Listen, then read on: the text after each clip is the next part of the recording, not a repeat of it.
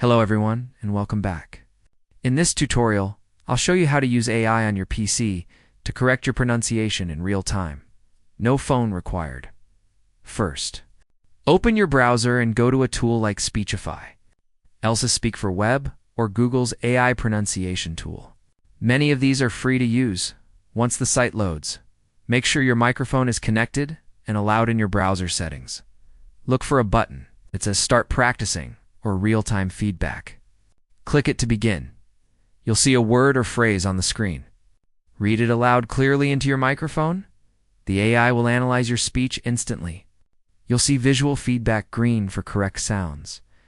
Read for parts that need improvement.